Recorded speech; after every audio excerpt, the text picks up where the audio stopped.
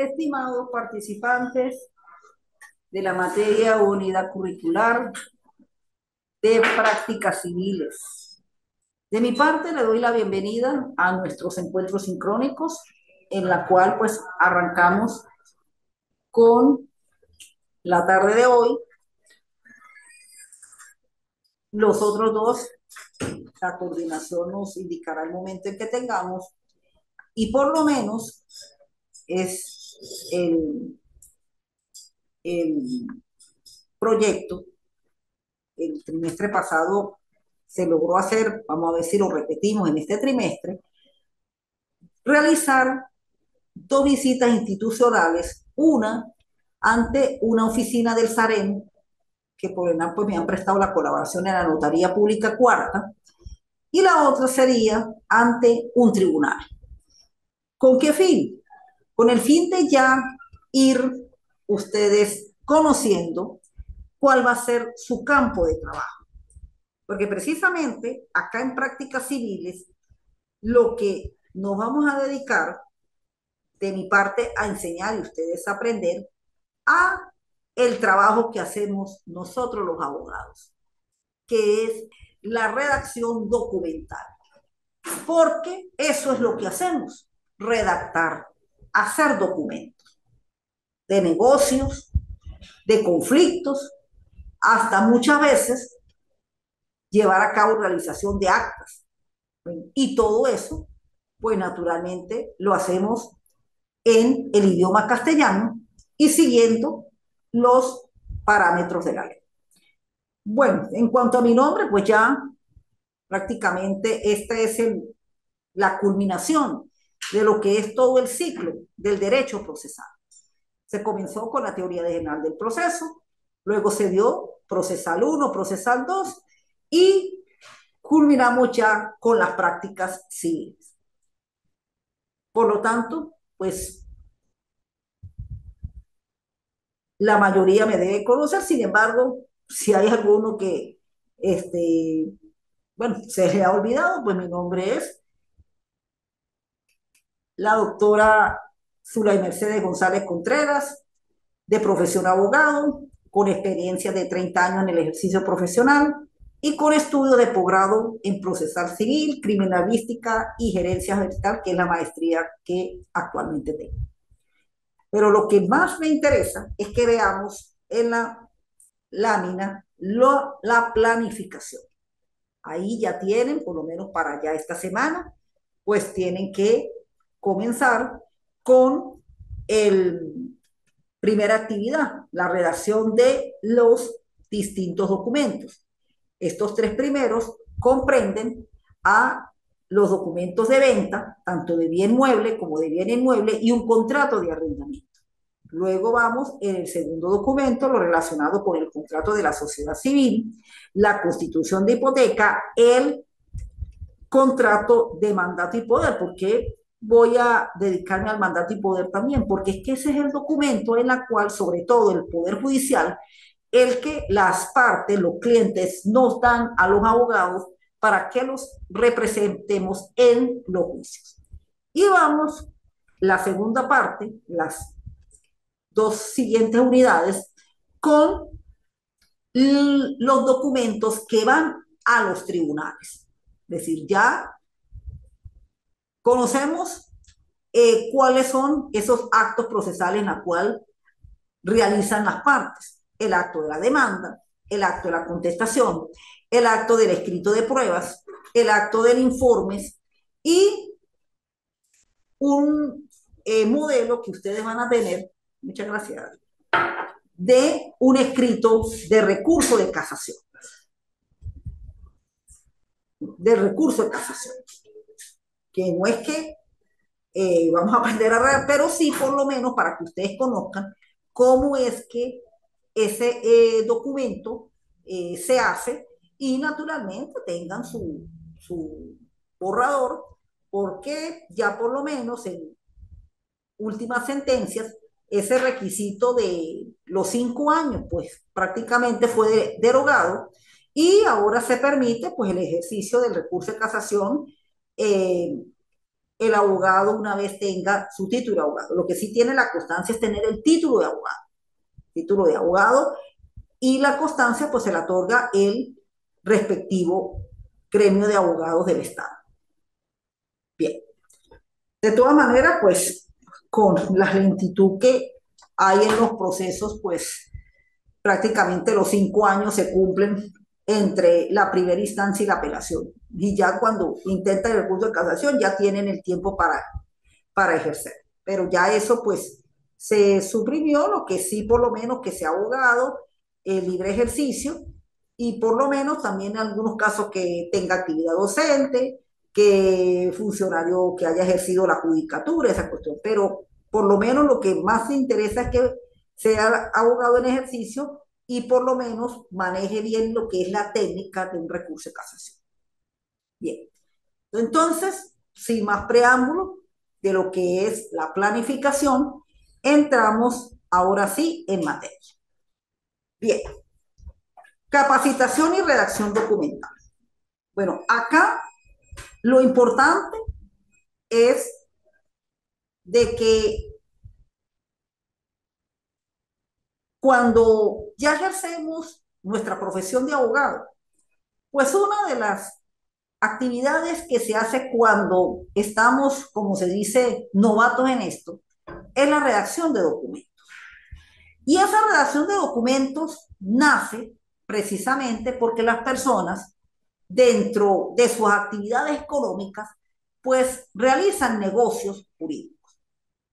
De allí que por la realización de estos negocios jurídicos se van a derivar contratos, se van a derivar actas, se van a derivar documentos de declaraciones, es decir, situaciones en las cuales la realización de ese contrato, de esa asamblea, de esa asamblea, de, digamos, ese negocio, pues tiene que estar en un documento. Y todo ese tipo de actuaciones, pues tiene que naturalmente estar concatenado con el ordenamiento jurídico. Por eso ya a estas alturas, y le doy la bienvenida al compañero aquí que está presente en la clase, ya tenemos que tener muy presente todo lo que es la normativa del derecho sustantivo, sobre todo en lo que se refiere a la rama civil, lo que es los contratos, lo que son las sociedades, lo que son por lo menos las maneras como se llevan a cabo los negocios jurídicos. Es decir, ya por lo menos todo eso tenemos que tenerlo presente. ¿Por qué? Porque en ese documento es donde se va a explanar, a exponer el contrato como tal. Aprendimos la venta. En derecho civil, 4 contratos y garantías. En la venta nos enseñaron la venta, elementos de la venta, deberes del vendedor, deberes del comprador, lo relacionado con la oferta de la promesa de la oferta del pago, cuando se hace lo relacionado con el ofrecimiento de... Eso lo aprendimos. Bueno, cuando vamos a redactar el documento de venta, pues sencillamente tenemos que traer que dentro de esos deberes del comprador y del vendedor, pues van a ir indicados. No es que en el documento vamos a decir que deberes del comprador, sino sencillamente los clientes, que son los que nos buscan para realizar el documento, pues tiene que aparecer un vendedor, tiene que aparecer un comprador, tiene que aparecer el objeto de la venta, si es un bien mueble, si es un bien inmueble, porque ya tenemos que conocer qué son bienes muebles, qué son bienes inmuebles, la manera como estos bienes tienen que estar identificados ante la ley y cómo consta la identificación por medio de lo que llama el documento de propiedad de ese bien, sea el documento del registro, sea el título de certificado del registro de vehículos. Y ojo, certificado de registro de vehículos. Ya el mes pasado, enero, que ya entramos al 1 de febrero, salió una resolución de tránsito del SAREN, donde prácticamente quedan eliminados los traspasos de vehículos. Para realizar las ventas de los vehículos, ellos tienen que estar ya inscritos en el INT, Tránsito Terrestre. ¿Y cómo se hace esa inscripción? Por medio de la página y obtienen el certificado de título de vehículo automóvil. Eso es una normativa que salió ahorita en enero, por lo tanto, obtiene el documento notariado e inmediatamente se va a la página del INT para registrar su vehículo y obtener su certificado de registro de vehículos, que es el que le va a permitir en una futura operación del vehículo utilizar, porque ese es el título de propiedad del vehículo. Entonces, todos estos detallitos se tienen que tener presentes porque le llega a usted un cliente que va a vender el carro, pero resulta que tiene el documento notariado. ¿Y dónde está el registro de vehículo? No, tiene que primero sacar el registro. Si usted no saca el certificado de registro de vehículo, ese documento en la notaría no le va a pasar. Entonces aquí traigo precisamente una explicación de lo que nosotros hacemos como profesionales. La redacción documental y la actividad procedimental, que son los juicios. E igualmente en los juicios presentamos documentos. Y esos documentos pues se ven precisamente en cada una de las materias que tienen que ver en este caso con el derecho procesal. Bien. Naturalmente, esa actividad que hacemos nosotros, tanto documental como procedimental, está amparada de la ley. Y por eso tenemos que nuestro gremio, el abogado, cuando ustedes al obtener su título de abogado, pues, y registrar el respectivo título ante el registro público, deben acudir a el colegio de abogados respectivo para su colegiación. Con la colegiación, además del número del colegio de abogados, tienen que inscribirse en el Instituto de Previsión Social del Abogado, el llamado INPREAbogado. Ese se encuentra en la capital de la República. Sin embargo, por el Estado también pues se puede realizar ese trámite. Una vez que ustedes obtengan el número del INPREAbogado, ya en ese momento pues los inscriben porque ya uno está inscrito hace muchos años ante el SAREN para por lo menos estar habilitado en lo que se refiere a la redacción documental.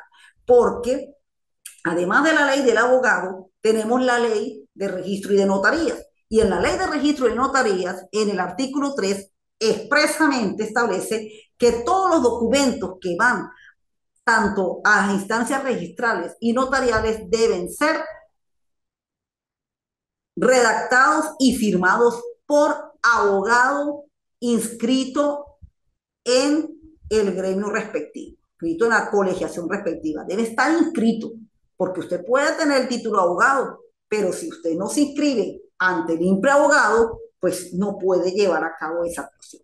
Igualmente en el Código de Procedimiento Civil, en lo relacionado con la asistencia a las partes y la representación de las partes, igualmente tienen que ser abogados, porque las personas cuando acuden a los tribunales, a la administración de justicia, y van a dirimir su conflicto de intereses, la propia ley de abogados y el propio Código de Procedimiento Civil establece que ellas tienen que ir asistidas o representadas por abogados. Las personas por sí solitas, pues no pueden llegar allá, sino que tienen que tener el apoyo del profesional del derecho para tramitar sus conflictos y obtener las soluciones correspondientes. Bien, de allí que precisamente, pues, al tener nuestro soporte legal y nuestra capacidad legal, que nos lo da la ley de abogados, la ley de registro de notarías, el Código de Procedimiento Civil y la propia Constitución de la República Bolivariana de Venezuela en el artículo 253, cuando expresamente nos dice: y los abogados debidamente inscritos en el reglo despectivo, pues formamos parte de la llamada administración de justicia. Entonces tenemos la Constitución Nacional, tenemos en la ley de abogados, tenemos la ley de registros y notarías y tenemos el Código Civil donde legalmente nos facultan para actuar en estas instituciones, Poder Judicial, registros y notarías, oficinas públicas, etcétera. Pues bien, nuestras actuaciones las hacemos es a través de documentos. Ahí es donde hacemos nosotros todo eso. Procedimientos administrativos, procedimientos judiciales, redacción de compraventa, redacción de contrato de arrendamiento, redacción de traspaso. Eso lo hacemos a través de documentos. Y eso es lo que vamos a aprender en nuestra materia práctica civil.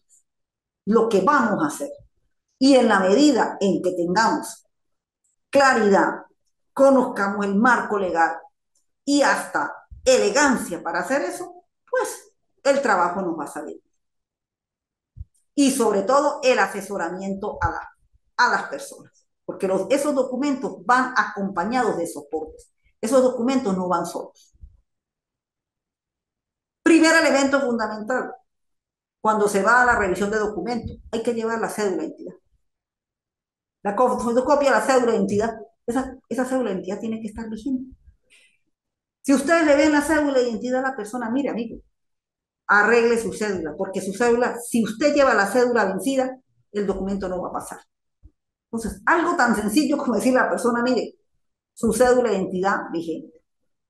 Y de acuerdo al tipo de operación, bueno, los demás documentos que se han hecho. ¿Sí? El pago, por lo menos en la venta, hay que llevar el documento por el cual costa el pago, que generalmente es un cheque o un cheque de gerencia, que es lo que se acostumbra al pago. Sí, por lo menos en un bien inmueble se va a vender unas mejoras, pues esas mejoras muchas veces deben tener hasta sus planos sobre cómo identifica la mejora. Aunque si la persona la construyó a sus propias impensas, pues se indica ahí en el documento. Si se vende un terreno, ya por lo menos muchos registros están pidiendo los levantamientos topográficos a los fines de que quede bien delimitado cuál es la superficie del terreno. Y así sucesivamente las operaciones que se hagan. Pues bien, entonces dentro de esa redacción de documentos tenemos acá, que ven ustedes en el material de apoyo, todo lo que normalmente se pide. Y todo ello, pues, está establecido de acuerdo con el ordenamiento jurídico. Primeramente, nos vamos a la redacción documental, nombre y apellidos. Pero ¿cómo determinamos esos nombres y apellidos? Nos remontamos al derecho civil. Y en derecho civil personas, cuando se estudió la figura del nombre, se estudiaron que el nombre se divide en dos partes, el nombre de pila y el nombre patronímico. El nombre de pila es el nombre que nos colocan nuestros padres desde que nacemos, de acuerdo, bueno, mayormente al sexo en que se viene. Si es hombre, pues nombres de hombres, y si es mujer, nombre de mujer. Eso es el nombre de pila. Pero si es el nombre patronímico, que es el apellido, la ley establece desde el 232 hasta el 238 la manera, de acuerdo a la afiliación, cómo se determina el apellido. Entonces, ese apellido tiene que ser también completo. Apellido de la madre, del padre y apellido, primer apellido del padre, primer apellido de la madre. Y hay declinaciones primero el apellido no se puede elegir. Bueno, todo depende. Aquí en Venezuela tenemos que determinarnos de acuerdo a las normas del Código Civil del 232 o 233 hasta el 238. Ahí se indica cómo se determina el apellido. Entonces, cuando uno coloca los nombres, tiene que colocar nombre de pila completo, nombre, apellido completo. ¿Dónde consta el nombre de pila y el nombre patronímico? En la cédula de identidad. Por eso pedimos cédula. Ah, eh, José Luis Ramírez Duarte, por decir algo. ¿Dónde lo constan? Por eso es que se pide todo eso. No tenemos que colocar eso, no, esas identificaciones comunes. ¿Sí? Luego, la misma cédula nos va a indicar el número de la cédula, la nacionalidad, el domicilio. ¿Por qué el domicilio? Porque es importante de los documentos en qué lugar se hace la operación. La capacidad, y ahí nos remontamos, ahí donde tenemos que recordar que sí aprendimos lo que es la capacidad de goce y la capacidad de ejercicio, y a partir de los 18 años es donde la persona adquiere plena capacidad para llevar a cabo la realización de sus negocios e intereses. ¿Eh? La realización de sus negocios a partir de los 18 años, porque una de las cosas que tenemos que aprender es que nosotros trabajamos es con mayores de edad. Nuestra profesión se trabaja es con personas mayores de edad. Los menores es una excepción. Los incapaces es una excepción. El médico trabaja con cualquier tipo de persona, desde que incluso está en el vientre de la madre. Pero para nosotros los abogados, trabajamos es con personas mayores de edad. Porque todo documento tiene que estar indicando la capacidad. Entonces, ahí ya tenemos cómo identificamos a la persona. ¿Ve? Y la normativa, por qué a la persona hay que identificarla de esta manera. Bien. Nos vamos a el instrumento donde va colocado o donde se redacta el documento, el papel. Mire, en esto tenemos que tener mucho cuidado. Desde la ley, antigua ley de registro público, pues aquí en Venezuela durante muchos años existió la figura del papel sellado. Un papel que se pagaba un determinado tributo y prácticamente duró hasta 1999, cuando en la reforma constitucional, pues se exoneró el uso del papel sellado. Lo que sucede es que el SAEN aplicó, por lo menos en cuanto al tamaño, que los documentos se sigue conservando el tamaño del papel sellado. Por eso los documentos se hacen en tamaño oficio. Los documentos se hacen es en tamaño hoja oficio. ¿Ven? Hoja oficio. Y ellos tienen un margen, que ahí le estoy colocando las medidas, cómo se hace ese margen cuando se trabaja en la computadora. Entonces que en el papel sellado habían 30 líneas de frente y 34 líneas de atrás. Así hay que colocar la hoja, que tenga 30 líneas de frente y 34 líneas en la parte posterior. O sea, usted el documento lo va a seguir haciendo en el papel blanco, pero el papel blanco tiene que adaptarlo a cómo era el papel sellado. Y el espacio también se acomoda, que es un espacio de 24 puntos en la sangría con el número exacto 24. Para que tenga el espacio como lo tenía el papel sellado. Entonces, eso es algo que tenemos que tenerlo muy presente. Y lo mismo los márgenes. Los márgenes ellos tienen un espacio de aproximadamente 5 centímetros la parte superior, 2.8 centímetros la parte inferior, 3 centímetros el lado izquierdo, 1.5 el lado derecho, la hoja del frente. En la hoja de atrás, 2 centímetros el lado superior, 2.8 la parte inferior, 1.5 centímetros el lado izquierdo, 3 centímetros el lado derecho. Para que el documento salga adaptado a ese margen. Ahora bien, todavía lo que es el registro público, que es donde van los documentos de venta de inmuebles, las notarías, la venta de muebles, pues seguimos el método tradicional. Ya lo que son el registro mercantil se utiliza a través de vías de plataforma, pero los márgenes siguen siendo los mismos. con el formato PDF. Por eso la inscripción en el colegio y que tenga su número de imprerogado, porque si no tiene todavía el imprerogado y no está inscrito en el SAREN, no puede tramitar documentos, sobre todo vía plataforma, que es lo que te está utilizando para los documentos mercantiles. Sin embargo, ya las notarías pronto parece que ya van a adoptar la plataforma SAREN y en cualquier momento lo adaptará también el registro público, en la cual pues ya el documento primeramente pues lo hacemos en la computadora y cuando él esté ya aprobado, es decir, pasado por revisión, es cuando se lleva el físico al registro con los correspondientes recaudos, porque los recaudos también se anexan, incluso hay unas medidas, unas aplicaciones para los formatos también, para los anexos que se acompañan al documento. Ya lo que son los documentos mercantiles, que ustedes lo vieron en el derecho mercantil, pues ya se trabaja con la plataforma del SAT. Es decir, como cuando ustedes me mandan a mí el examen. Cuando ustedes me mandan a mí el examen, es decir, el documento que me mandan para que yo lo revise, ahora en la parte mercantil se hace de esa manera.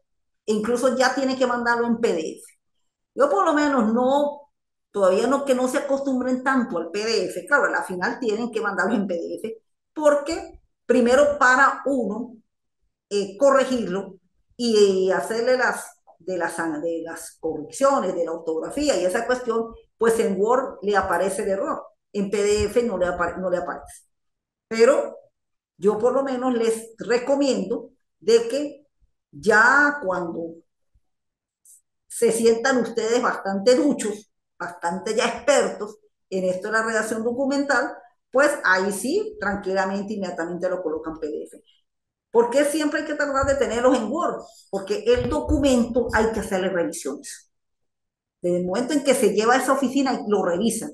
Y ahí, si hay un error, otra vez a corregirlo. Igualmente sucede con la plataforma. Ahí le mandan la respuesta y usted tiene que ponerse a corregirlo. Entonces, el borrador, ténganlo en Word. Lo que van a mandar a la oficina es en PDF.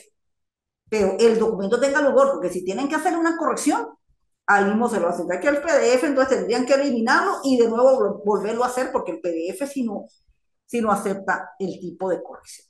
Bueno, entonces tenemos los márgenes, la identificación, cómo se indica, y ahora lo relativo con el contrato de compra. Bueno, la compraventa es uno de los documentos donde se tiene trabajo en nuestro ejercicio como abogados. Y es prácticamente el negocio típico por excelencia, la compraventa. Porque siempre el ser humano pues quiere tener algo. Así sea un huequito, pero tener algo. Decir, yo soy dueño de esto. Entonces, en el caso de la compraventa, y dentro de lo que es la redacción documental, pues hacemos la distinción lo que es el bien inmueble y lo que es el bien mueble. El bien inmueble ya lo aprendimos en Derecho Civil Bienes. ¿Cuáles son los bienes inmuebles? Y el bien mueble, aquellos que sean de publicidad notarial. Porque no todos los muebles se hacen documentos. Por lo menos cuando uno compra una computadora, pues uno lo que le dan es una factura. Cuando usted compra por lo menos unas sillas, esas y esa cuestión, un mueblaje, pues lo que le dan es una factura. Pero cuando se compran bienes que hay que llevarlos a publicidad, el caso de las naves, el caso de los fondos de comercio, los vehículos, eso sí se requiere de hacer el documento. ¿Sí? Y ahora, con la nueva disposición del SAREN, con respecto a los vehículos, es decir, al adquirir la persona el vehículo, si lo adquiere, claro, de agencia, pues de una vez le van a dar su título, su certificado de vehículo. Pero cuando se hacen esas operaciones entre personas, no de una agencia de vehículos, sino entre personas, el documento se hace por notaría, pero inmediatamente el nuevo dueño tiene que inscribirlo ante el Instituto de Transporte para tener su certificado de vehículo. y de esa manera tener la propiedad. Porque si va a disponer de ese vehículo, con el documento notariado ya no lo puede hacer. Tiene que hacerlo con el certificado de registro de vehículo. Eso eran los directos. Eso desde hace rato ya lo eliminaron. Ah, Aquí me está haciendo el compañero asistente una pregunta con respecto a los directos.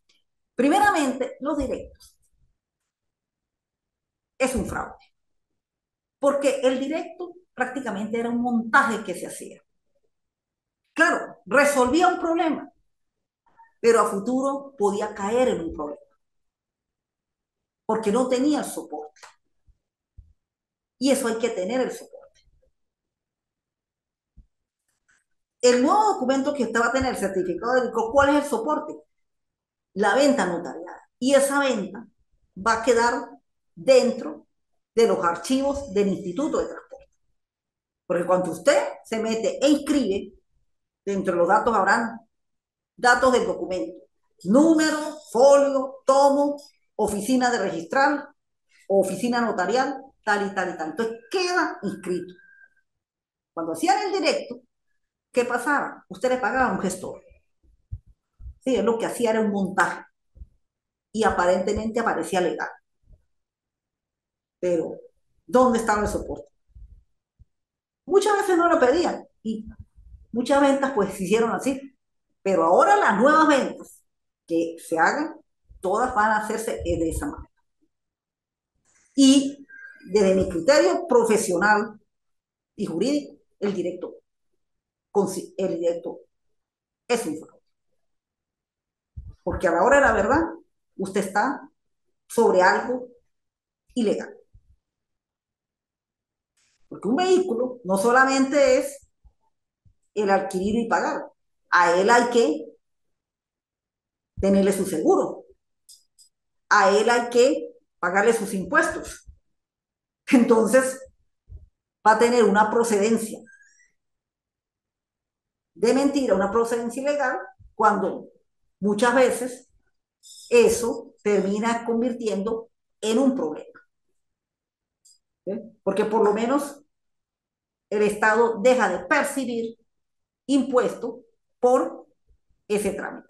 Ese trámite se ganaba era un gestor, no era el Estado. En cambio, cuando usted hace la venta por la notaría, el Estado recibe su impuesto, que es el pago del arancel notarial.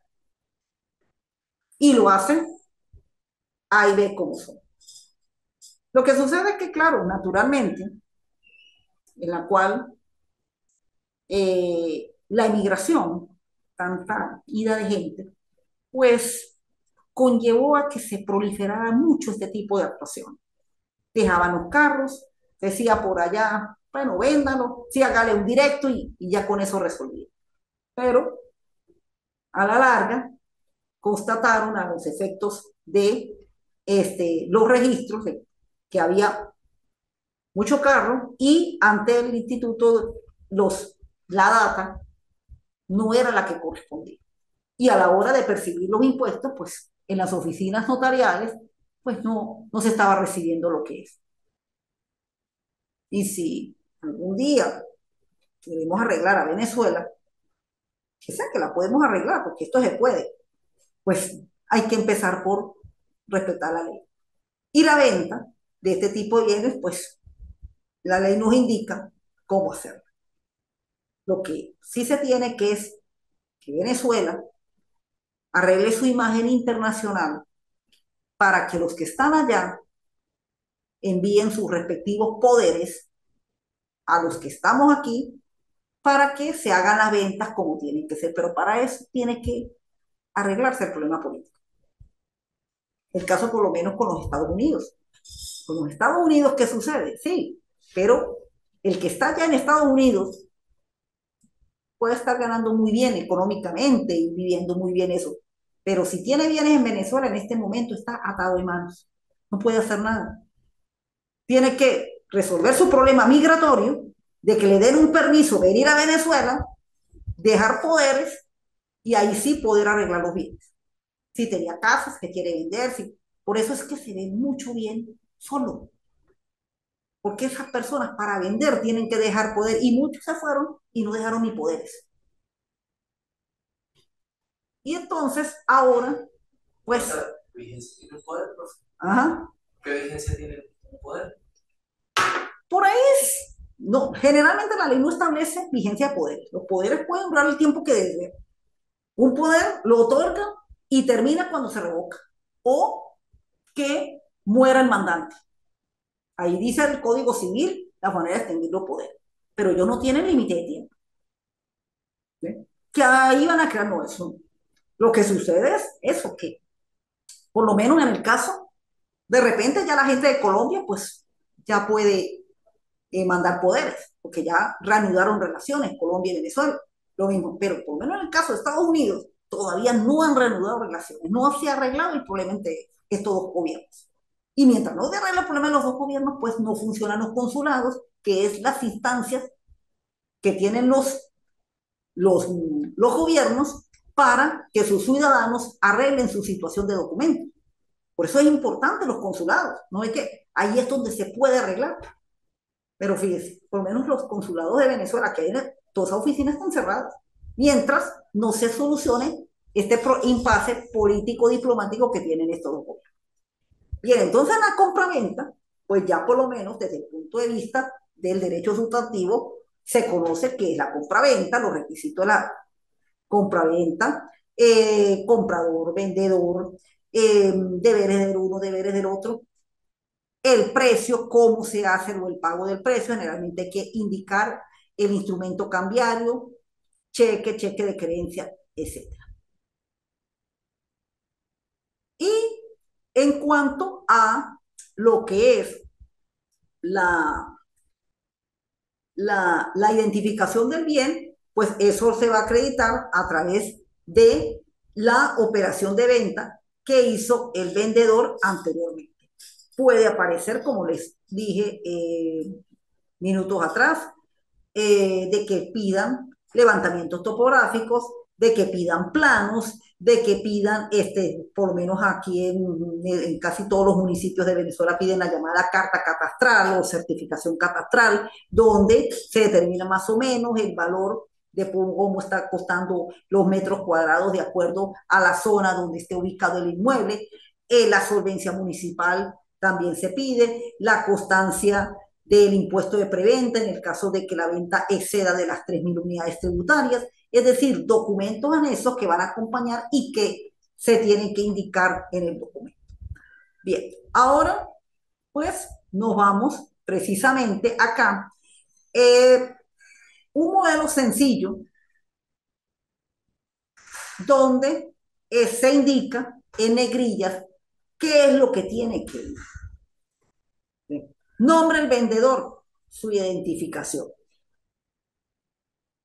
La operación, venta pura, simple, perfecta y revocable. Nombre del comprador, la identificación completa. ¿Qué es lo que vende? Bueno, en el ejemplo coloco un terreno. Puede ser un terreno, terreno con casa, apartamento, es decir, todo lo que tiene que indicarse en el bien. La ubicación, eso es importante. Dónde se encuentra ubicado, porque de acuerdo a donde se encuentra ubicado, pues tiene que indicar el número catastral de acuerdo a la zona y la especificación de los linderos. Por ahí enviaron un documento, bueno, entiendo que hasta hoy fue que tuvimos la clase, todo bien se tiene que identificar su lindero, cómo está ubicado, así como tiene su ubicación desde el punto de vista de la dirección, tiene que tener su ubicación desde el punto de vista de su espacio geográfico y eso lo determinan los linderos con sus correspondientes medidas. La adquisición del bien, ¿cómo fue que se adquirió ese bien? Ese bien se realizó a través de una operación de compraventa anterior. El precio, bueno, acá en el modelo y de acuerdo, bueno, a lo que se está viviendo en los actuales momentos, pues al permitir el uso de la divisa americana en las operaciones comerciales, pues el precio tiene que aparecer en las dos monedas. El bolívar, porque es nuestra moneda legal y constitucionalmente sigue siendo la moneda legal y vigente en Venezuela. Y el dólar, puesto que se está convirtiendo en el modo por el cual se hace el negocio. Entonces, si se coloca por decir $15,000 o $10,000 o $5,000, hay que colocar su equivalente en bolívar de acuerdo a la tasa del Banco Central a como esté para la fecha. Por lo menos hoy ya está en el orden de los 36,25, 36,20, 36,25. Está en ese orden, de acuerdo a las operaciones que se hacen del mercado cambiario. Entonces, no se coloca directamente dólar, no, se coloca dólar y bolívares. El bolívar no lo pueden desechar y el bolívar por lo general pagadero en instrumento cambiario que por lo general es cheque de gerencia. Entonces ya se acostumbra lo que es en bolívar. Claro, puede hacerlo también con un cheque, pero mayormente, si van a pagar en bolívares, eso se hace por lo general con un cheque de gerencia, que usted perfectamente puede pagar en bolívares. Además, la devaluación ahorita pues ha estado muy tranquilo, o sea, se ha ido comportando las monedas muy tranquilo, o sea que los bolívares pueden alcanzar todavía, porque a veces la divisa se pone un poquito medio difícil, los billetes no se encuentran muy en buen estado y eso se están convirtiendo hasta en un problema. Pero en cambio, en los bolívares, pues con este sistema de la digitalización, pues algo de las actividades comerciales se están llevando a cabo. Y a veces, esta mañana, pagando una señora, tenía un problema con un billete de pesos, creo que eran como 2,000, 3,000 pesos, 2,000 pesos, perdón, o 20,000 pesos, bueno, no recuerdo que los tuvieron, se lo regresaron, pues está deteriorado. Yo, menos mal que yo pagué con el punto, porque así no le andan a uno devolviendo plata y esa cuestión. Y a mí si no lleva la cantidad exacta, que es lo que a veces sucede, la cantidad exacta, y no tiene ni cómo devolver. Y a veces por un billete se pierde toda una mañana, por un billete, porque tenía un huequito, porque tenía una ranurita, porque tenía esto. Entonces, tenemos que acostumbrarnos todavía a que nuestro Bolívar hay que seguirlo rescatando y recuperando. Bueno, las obligaciones del vendedor, la tradición y el saneamiento de ley. Eso no puede faltar dentro del documento de venta. Obligaciones del vendedor. Ya tenemos obligaciones del comprador, el precio, la identificación del bien, obligaciones del vendedor, tradición y saneamiento de ley. Y luego viene la aceptación de la venta por parte del comprador. El comprador se identifica y acepta la venta y firman bajo la nota respectiva. Bueno, igualmente lo tenemos para el bien inmueble, para el bien mueble. Se hace de la misma manera. Más bien, acá, en el primero, el vendedor soltero. En el segundo, el vendedor casado. Ahora, tenemos que tener presente que si el vendedor es casado, nos tenemos que remitir a las normas del derecho de familia en lo referente a la comunidad conyugal cuando son bienes adquiridos en matrimonio. Entonces, tenemos que indicar la aceptación del otro cónyuge, porque de acuerdo con la normativa del Código Civil en cuanto a la administración del régimen de gananciales, pues los bienes adquiridos en matrimonio son administrados por los dos de por igual. Así el bien pertenezca a uno, la administración y la disposición la hacen ambos. Eso fue uno de los puntos de la reforma del Código Civil del año 1982, hace más o menos 40 y pico de años. Y el cónyuge, en la cual no está el bien identificado su nombre, tiene que aceptar o dar el consentimiento para que el vendedor realice la venta. Igualito, el bien mueble hay que identificarlo. ¿Cómo se identifica? Se identifica por medio, naturalmente, de el asunto de vehículo. Acá, naturalmente, pues es un modelito que se hizo como se hacía en las ventas anteriores. Sin embargo, ¿qué era lo que normalmente se hacía? Se colocaba el certificado y se colocaba el documento autenticado. Ahora no, ahora prácticamente se coloca directamente ese documento del registro de vehículos, porque ya el documento autenticado pues pasa a la data del INTT. Es una resolución que salió hace, creo que fue como que después en la segunda semana de enero, salió esa resolución del SARE. Claro, buscándole seguridad jurídica a los carros, que parece mentira, pero a veces se presentan problemas con vehículos que, bueno, por eso es que hacen y deshacen, porque muchas veces, y nosotros a veces nos convertimos como en cómplices también de los caprichitos de ciertas personas. ¿Sí? Acá por lo menos, aunque aparece todavía lo de la notaría, pero era lo que se hacía antes de esta resolución, directamente certificado emitido por el Instituto de Transporte y Tránsito. Con que lo hagan así, con eso sea. Y obviamos lo de la notaría, que previamente tiene que pasar por esa notaría. Es decir, pasa por la notaría, usted agarra el documento y se mete a la página del INTT y registra el vehículo. Y ahí le va a salir su certificado que lo tiene que imprimir. Porque eso no lo va a hacer ya el tránsito, eso es uno mismo que lo imprime.